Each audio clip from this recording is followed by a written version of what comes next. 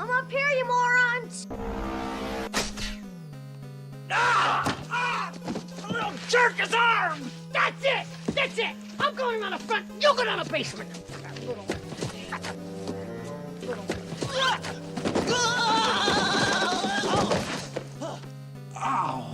Before conquering the final stages of Castlevania 3, I'll show off how easy the Alucard path is with the leather whip. And no Alucard. Yeah, easy. And we'll check in on Harry and Marv later through the video, so stick around.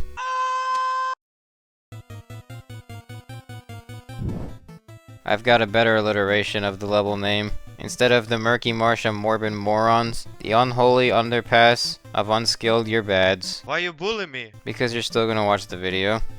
It's true. Anyway, the beginning of this level is gonna be filled with the frogs. Hi, Mr. Frog. Yeah, my advice for this section, don't copy what I did. iGub.exe has stopped working. In the Japanese version, they look more like Mr. Frog. and also in the Japanese version, when they shoot out their tongue, they flash colors. Before going down the stairs, I wanted to show off a trick you can do with Grant only. Igo, you can't use a partner for the leather whip run.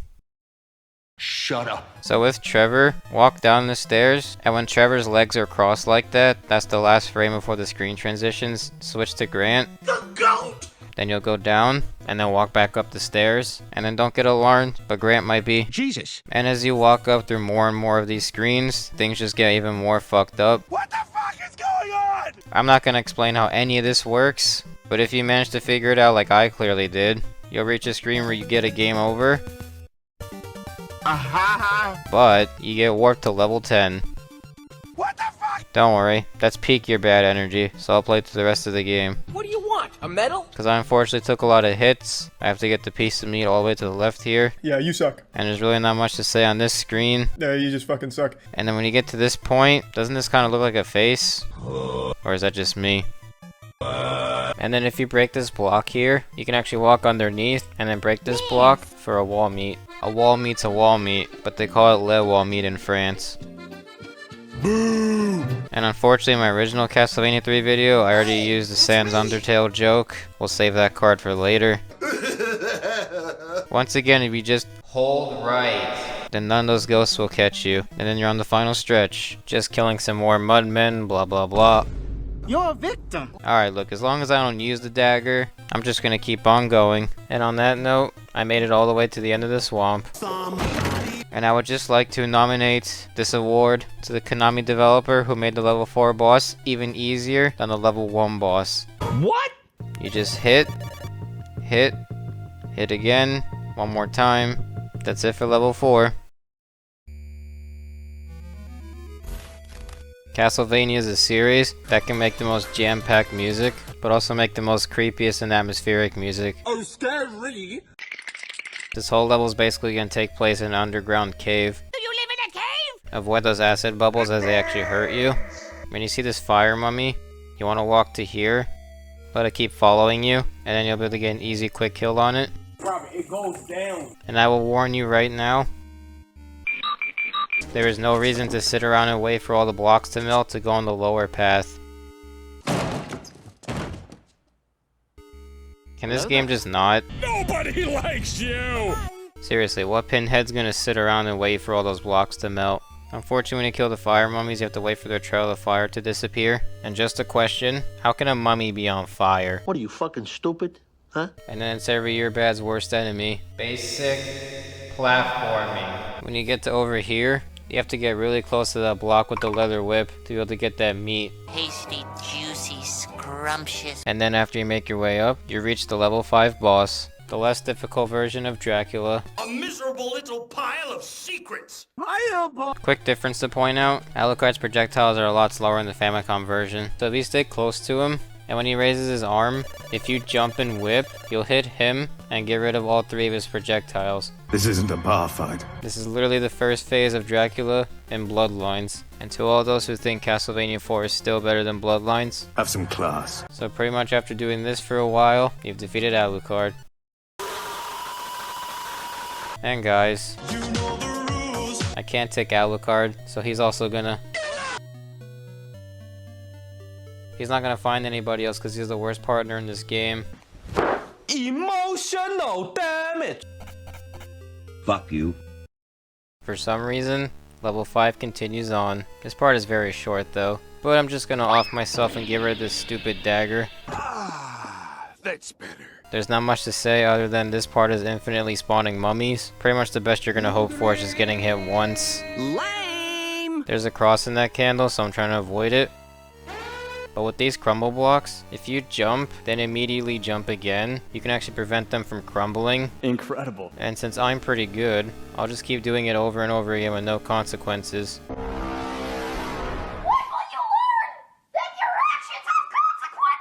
That was done for demonstration purposes. I smell lies. Make sure you stop around here and let that eyeball come all the way to the left, and then you can book it up the stairs and then kill the eyeball. Too easy. And then when you go up here, immediately whip the mummy and then run to the right. You can get out of there unscathed. Perfect. Then you've pretty much reached the end of the level. And now here's the final decision of the game. To avoid the slander I got last time for skipping this level, even though it's optional, we'll tackle the sunken city. I gotta admit it, I did not see this coming. If this level didn't play Aquarius as the main theme, it would be a lot more torturous. That is so true. And as I make my way all the way to the left, there's just an absurd amount of candles that I can't even use to my advantage. You know what this is? It's the world's smallest violin. This room is full of mermen and water. I mean, what else am I supposed to say about this room? And then when you get all the way over here, you're gonna run into the first bone dragon of the game. And these guys only exist in this level in the entire game. Knowledge is power. Pretty much just whip the shit out of them, and when you see their mouth open, they're gonna throw a fireball, so you're just gonna have to react accordingly. Money! Money! And funny enough, if you kill them, their bone pillars count as separate segments, so you can either get a lot of hearts, It's free real estate. or a lot of points. Join me, boy, or you're fired. Fuck this shit, I'm out. There's just more mermen and bats on this screen. Change the channel, Marge. Do it. Just wanted to quickly flex in there. I just tanked the hit and ran past this guy.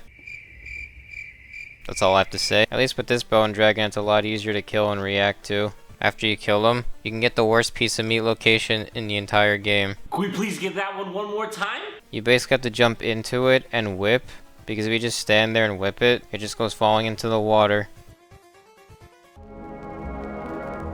I know Trevor would do anything to save that wall meat. And if you want to play it really safe, just keep whipping the bone dragon from down here, although it's going to take a while. 2 hours later. We'll jump up here and finish off this guy with the whip. When you see this golden background, you're basically on the final stretch. This is the last bone dragon in the entire game. Nobody's going to miss him. True. And here's the level 6 boss, the Bone Dragon King. God, this guy is easily the worst boss in the entire game. How he moves is completely random, and he lags the game until you kill more of his segments. I'm lagging. All I could really say, always start the fight here, on this back platform, and jump and whip into him as soon as he dips. And if you hang out around here, you can eventually just get him to go in a circle like this over and over again, and keep whacking hits on him. Again, it's RNG. And wow, he fled mid-battle. What a Pussy. Trevor? What's he up to, man? What's he doing? I don't know. Okay, now he's moving. I guess let's just forget the fact that Trevor handicapped us and get back to it. A man has fallen into the river in Sunken City. I put a meme there, so we're gonna pretend that never happened. That's not how it works. And this part is really shit. The water's constantly rising, so you have to get a move on, or it's just gonna fill the screen. I am under the water. There's a 1-up over here. Do you think I'm gonna get it? Is that a serious question?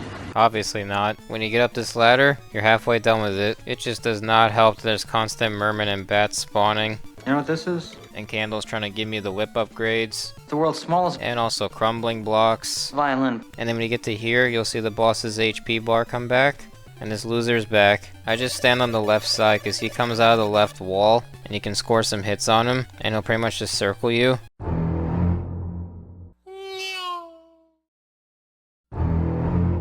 And when you eventually kill him, make sure you hurry up and grab that orb, because you can die if you let the water get too high. Damn, those are some Motherfucking boss! So I'm just gonna quickly tackle the upper path, because it's the much easier path, and not for insane people. Obviously I'm insane. This is still level 5. Are you fucking kidding me? Just wait for Casper the Ghost to get near you, then kill him. There's just gonna be a bunch of... Red skeleton! Another...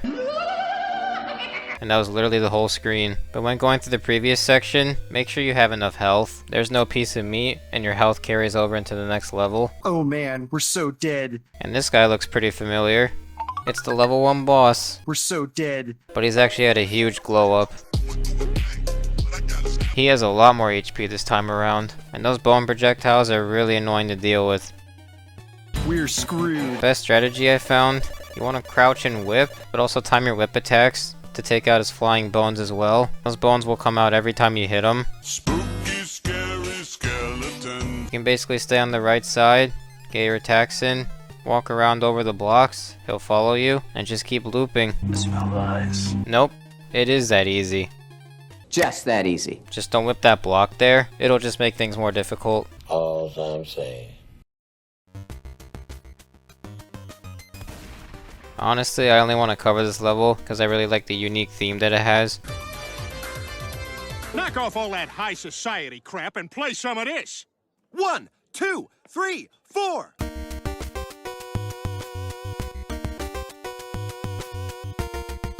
Anyway, wasting no time to increase watch time. Sadly, this level introduces the gimmick, screens that make you go all the way to the left and all the way to the right. Sounds really fun. True. Now after killing these green blobs, you want to jump over the mummy, stop, do a quick pivot, then turn again, and jump over the mummy. And I almost made it through there without getting hit. It is acceptable. Who gave the red skeletons whips? It was me! After riding these slow-ass platforms, you can just jump forward here, you'll be fine. And the loser, the Axe Knight, is back. Hey, I pay my rent, bitch! And this is the only piece of meat in the entire level. When you're killing that bone pillar, make sure you crouch around here and whip, because if you press down and you're too close to the stairs, it'll make you go on the stairs. Sounds really fun. And look who we run into on this path. It's alive! It's alive! It's literally the same fight as the Cypher path. It's alive! All I'm gonna say, if you're really that bad, you can camp under this section here, and his blocks won't hit you. Some of them won't be able to hit you. Knowledge is power. And Frankenstein's so easy, you can literally walk through him at the start of the fight. Basically, he's really easy. Let's move on. And I can't get up! So up to this point, if you didn't pick the Sunken City, you're probably wondering why the Alucard path is seen as so bad. No. Well, first of all, because you're the one playing the game. Emotional damage! But this Right here. this is the worst level in the game. So to list a few things off and complain, this level is absurdly long. It has the worst screen in the entire game if you do not have Alucard, and even an auto-scroller to top it. What could possibly go wrong? Alright, so kill these pirates, and you unfortunately have to wait for the acid to melt the blocks, but I'll take the time to mention, the Japanese version of Quasimodo has a different sprite to the NA version. If you're that bored, you can let the acid melt all the blocks away. I just want to say on this screen, if your friends don't know who I'm good, you're bad is, do they? Live in a cave? Wow, we have to do more waiting. And then can you hear the excitement in my voice? Because we have to wait for Tetris blocks to be able to get up there. I'm so happy we don't have Alucard. Just be careful because the blocks can still damage you.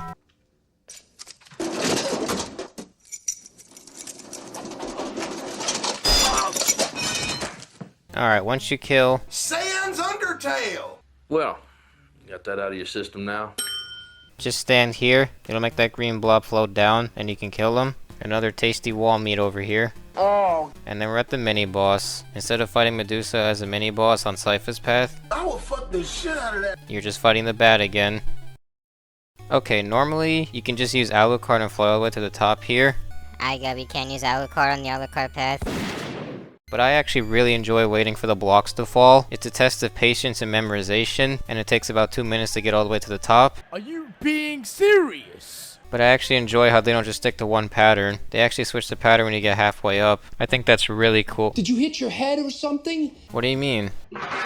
I really love this part of Castlevania 3. Alright, who put this nitwit on? Konami developer that made this room? I'm gonna come after you. And this is supposed to be the normal reaction to when you get to this room without Alucard. I guess let's check on how Harry's doing on the Cypher path. Dead kid.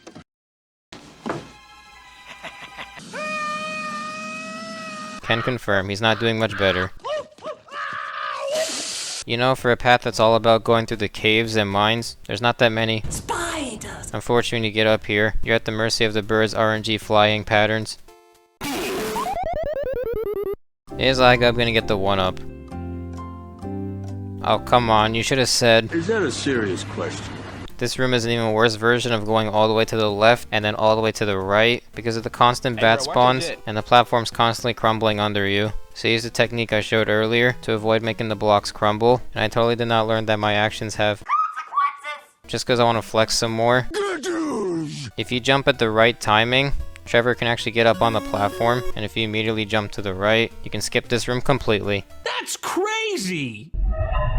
Now this room on loop 2 is actually one of the most evil things in video game history. Want me to cover loop 2 someday? Yes! Leave a comment below. Just don't jump on the flippy things and you'll be fine. Wow, a pirate and a spider. What an interesting screen. And it's an auto-scroller.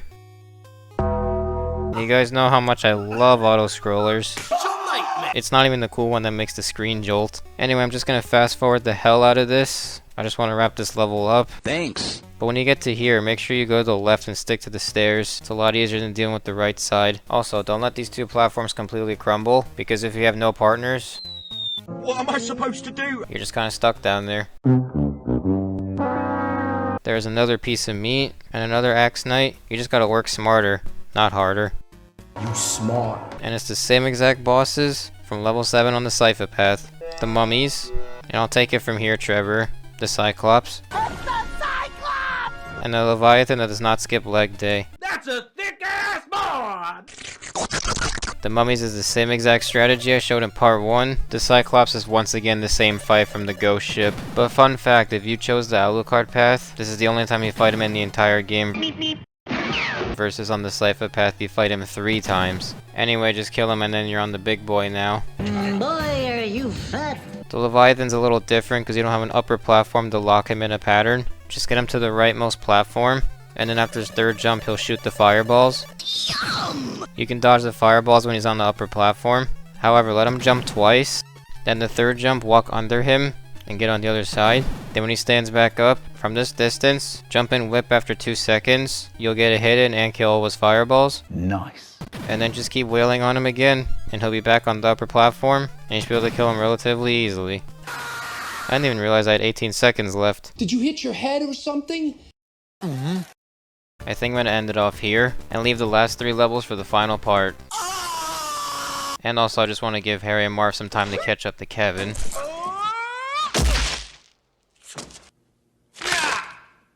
Wow. What a Thank you guys for watching as always, I appreciate every single one of you. While I work on the final part, here's the teaser for the next game I'm gonna cover. Please like and subscribe, it helps the channel a lot. Don't forget to join the Discord if you want to talk to me or other retro gaming fans. And check out part 1 of the Castlevania 3 Leather Whip Challenge, or the Castlevania playlist if you want to see. See you next time.